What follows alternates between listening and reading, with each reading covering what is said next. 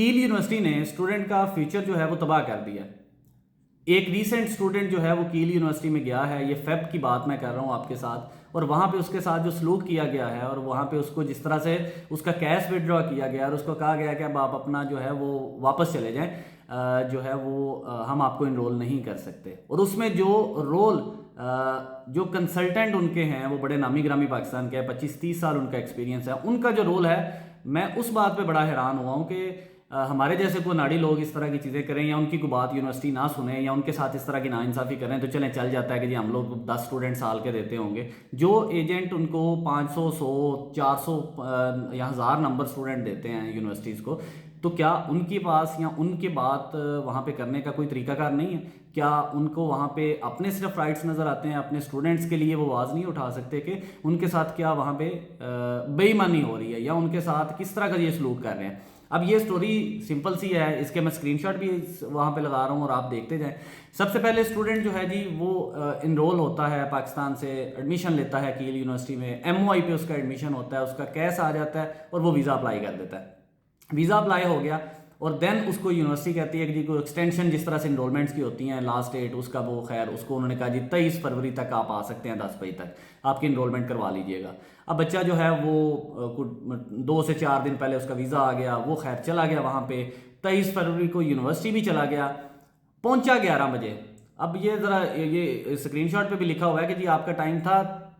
23 फरवरी को 10 बजे आपने पहुंचना था, आप पहुंचे हैं 23 को 11 बजे। तो हमें समझ नहीं आ रही है, आप फ्राइडे के आगे हुए थे तो आप मंडे को लेट क्यों पहुंचे हैं? वो खुदा के बंदो, वो पाकिस्तान से यूके आया है, अब वहाँ पे आके एक यूनिवर्सिटी में आया, यूनिवर्सिटी में आके उसको ब्लॉक ढूंढना, वहाँ पे कंसर्न पर्सन के पास आना, आप लोग कौन सा डेस्क लेके बाहर वाले गेट पे बैठे होते हैं, तो वहाँ पे उसको टाइम लग गया। और 1 घंटे का टाइम का मतलब है कि आप उसको इतनी बड़ी सजा देंगे कि उसका विड्रॉल ही कर देंगे, उसकी इनरोलमेंट ही कैंसिल कर देंगे, उसको इनरोल ही नहीं करेंगे। अब अगली चीज़ सुने इंटरेस्टिंग, वो पता नहीं कौन सी चीज़ का उससे गुस्सा उससे निकाला गया है कि उनका जहन पहले ही था कि शायद हमने इनरोल ही नहीं करना इस बच्चे को। अगली बात उन्होंने कहा जी आपकी इनरोलमेंट के टाइम हमने देखा है जी वो आपकी इंग्लिश नहीं ठीक, आपका लेवल ऑफ इंग्लिश जो है उस पर में डाउट हुआ है, आपका तो जो आइट स्कोर है या हमारा जो बेंचमार्क है उसके अकॉर्डिंग तो आपके तो 3.5 बैंड बनते हैं, तो आप तो MOI पे आए हैं तो आप तो कहते हैं जी मैं बड़ा अच्छी इंग्लिश आती है, तो उस बेस पे जो है वो हमें लगता है कि आपका डॉक्यूमेंट जेन्युइन नहीं है और आप उसका लेवल ऑफ इंग्लिश आपका वो नहीं है, तो हम आपको इनरोल नहीं करेंगे। अब ये अगली से आती है उससे चीज़ कि आप जब एडमिशन करते हैं तो आप बच्चे के एकेडमिक्स, बच्चे की डॉक्यूमेंट्स चेक करते हैं, उसके लेटर्स चेक करते हैं, उसकी क्रेडिबिलिटी इंटरव्यू करते हैं, कैश इंटरव्यू करते हैं, कंप्लायंस इंटरव्यूज करते हैं, जो भी करते हैं, तो आप उसको कैश दे देते हैं। अब वहाँ पे आप लोग अंधे थे, आपको नज़र नहीं आया कि बच्चे की इंग्लिश ही नहीं ठीक, तो आपने एडमिशन क्यों दिया? और फिर इसके साथ साथ बच्चे के इसी यूनिवर्सिटी में बहुत सारे ऐसे बच्चे हैं जिन्होंने ये टेस्ट दिया है, फेल भी हुए हैं और उनको वो उन्होंने एक्स्ट्रा मॉड्यूल्स ऐड कर दिए, एक्स्ट्रा क्रेडिट्स ऐड कर दिए हैं। कुछ बच्चों ने जो है वो दिए भी नहीं है, उनके डायरेक्ट ही उसमें क्रेडिट ऐड हो गए। यानी फॉर एग्जांपल सिंपल सी चीज़ है, जब आप अगर आपका लेवल ऑफ इंग्लिश वो वाला नहीं है तो आपको समटाइम वो फाउंडेशन लगता है, प्री मास्टर लगता है, एक्स्ट्रा सब्जेक्ट्स लग जाते हैं, 2 से 3 मॉड्यूल ऐड कर देते हैं। तो ये तो कोई ऐसा तरीकाकार नहीं है ना, यानी ये एक तो पहली चीज़ ही गलत है कि ऐसे हो ही नहीं सकता कि आपका आपने पहले सब कुछ स्क्रूटनाइज कर लिया, अब आप एंड पे आके याद आ गया कि नहीं वीज़ा लग गया तो अब इसकी इंग्लिश ठीक नहीं है, तो ये तो है ही गलत बात। तो उसके बाद जो है वो बच्चे को आप ये कह रहे हैं कि जी जो है वो आपकी लेवल ऑफ इंग्लिश जो है वो उसका जो डॉक्यूमेंट है वो फेक है, हालांकि वो डॉक्यूमेंट सारे उसके पास ओरिजिनल है, वो जेन्युइन है, आप वेरीफाई कर सकते हैं, ऐसा भी नहीं है कि वो नॉन जेन्युइन हैं उसमें प्रॉब्लम्स। तो अब यहाँ पे भी प्रॉब्लम आ गई और उसके बाद उल्टा उसका कैश जो है वो विड्रॉ भी कर दिया, यानी कैश उसका कैंसिल करके उनको कहा कि जी हमने रिपोर्ट कर दी है, 2 वीक्स है आपके पास, आप 2 वीक्स में वापस चले जाएं। उसके बाद होना क्या, अल्टीमेटली यूके भी यही भी इनको ईमेल कर देगी कि आप अपने ये कंट्री को छोड़ दें, जो कि आपका स्टेटस जो है वो कैंसिल हो गया हुआ है। अब यहाँ पे जो रोल है मैं समझने को ये तैयार नहीं हूँ कि इतना एक्सपीरियंस्ड कंसल्टेंट का जो रोल है इसमें बिल्कुल अनाड़ियों वाला है और बिल्कुल ऐसी चीज़ें हैं कि हम पूछते हैं, किसी से बात करते हैं, देखते हैं, वो भाई यूनिवर्सिटी से बात करो, ये आपकी जिम्मेदारी है। एक बच्चे को आपने एडमिशन लिया है, इसके बेस पे आपको पैसे मिलते हैं, हमें पैसे मिलते हैं जब हम एक स्टूडेंट को यूनिवर्सिटी में भेजते हैं, उसके अगेंस्ट कमीशन लेते हैं हम लोग। अब उस कमीशन के चक्कर में या कमीशन लेते हैं तो इसका ये मतलब तो नहीं है कि एक बच्चा है वो उसको सारी चीज़ें पूरी हैं और उसके लिए आप आवाज़ भी नहीं उठा सकते उस यूनिवर्सिटी के साथ जिसको आप स्टूडेंट रिक्रूट करते हैं। आपने एक स्टूडेंट तो नहीं दिया, उसको 100 स्टूडेंट दिया होगा, 50 दिए होंगे, तो आप उनसे ये नहीं पूछ सकते कि भाई ये आपको पहले चेक करना था और डॉक्यूमेंट्स में अगर उसका कोई प्रॉब्लम है, कोई फेक डॉक्यूमेंट है तो हमें बताएं, डॉक्यूमेंट सारे जेन्युइन है बच्चे के, तो अब आप कह रहे हैं कि नहीं जी ठीक है बट ये है कि हमें इसकी समझ नहीं आई लैंग्वेज, इसकी जो लैंग्वेज है वो नहीं ठीक।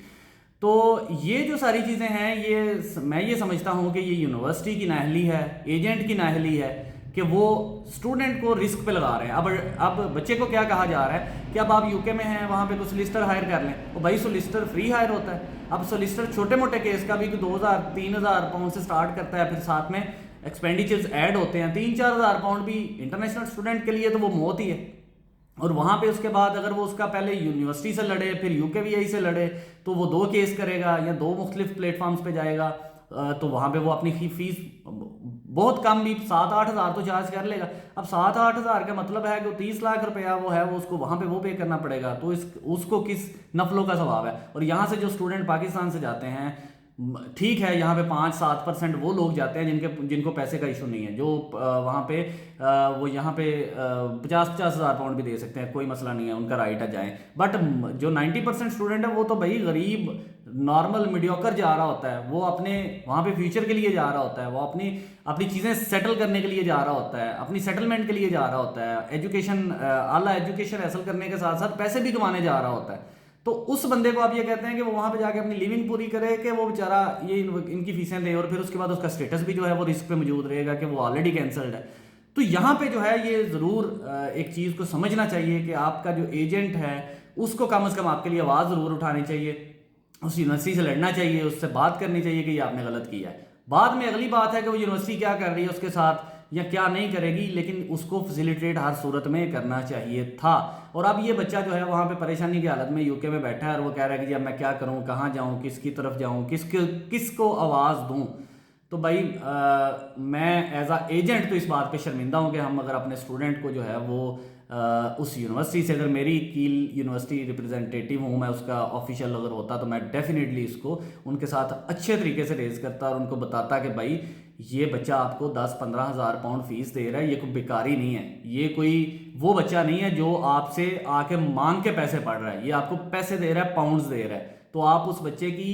टिकट, आप उस बच्चे का वीज़ा कॉस्ट, आप उस बच्चे की प्रायोरिटी फ़ी, वो सारे पैसे, IHS फ़ी, ये सारे पैसे उसने लगा दिए, यूनिवर्सिटी की फ़ीसें पे कर दी। अब आप कह रहे हैं जाओ वापस जाओ, ये आधे पैसे ज़ाया हो गए, जो आपकी यूनिवर्सिटी की फ़ीस है वो वापस कर देंगे। तो उसकी इंश्योरेंस, उसकी वीज़ा फ़ीस, प्रायोरिटी फ़ी और उसका टाइम, टिकट, ये सब कुछ ये कौन वापस करेगा? या तो आप उसको ये करें कि अगर उसने 6,000-8,000 पाउंड दिया तो उसको 16,000 पाउंड वापस कर दें, उसको कहें जी हम आपको कंपनसेट कर रहे हैं। अब यहाँ तो इसमें अगली चीज़ है ना कि इसका सोल्यूशन क्या है। सोल्यूशन ये है ना कि चले फॉर एग्जांपल अगर बच्चे का वहाँ पे हल नहीं निकलता, यहाँ तो पहले एजेंट उसका वो हल वहाँ पे निकाले, यूनिवर्सिटी उसकी अकोमोडेशन या उसके जो कास्ट है वो सारी यूनिवर्सिटी पे करे, उसकी बाकी फीस माफ़ कर दें, वो वहाँ पे अपना केस लड़ लेता है। और दूसरी चीज़ ये है कि पहली बात ही गलत है कि यूनिवर्सिटी कौन होती है कि सारी चीज़ें पूरी करने के बाद भी एंड पे जाके स्टूडेंट को कहे कि जी आपकी ये फेक डॉक्यूमेंट है या हमें लगता है ये सही नहीं है, हालांकि डॉक्यूमेंट ठीक है। और फिर उसके बाद ये 10 बजे आना था 11 बजे क्यों आए हैं, अगले दिन क्यों नहीं आए। यानी ये तो ऐसे ही है जैसे जो है वो 1 मिनट ऊपर हो गया तो हालांकि यूनिवर्सिटीज़ 20-20 दिन ऊपर नीचे कर रही होती हैं, फिर सेम डे जब बच्चा पहुंच गया तो फिर क्या अगली बात है। तो इट मीन्स कि उन्होंने पहले ही दिन बना लिया था कि हमने इसको नहीं रखना। तो उस सारे चक्कर में अपनी जो चीज़ें हैं उसको बचाने के लिए स्टूडेंट्स का लाखों का नुकसान ये यूनिवर्सिटीज़ कर रही हैं।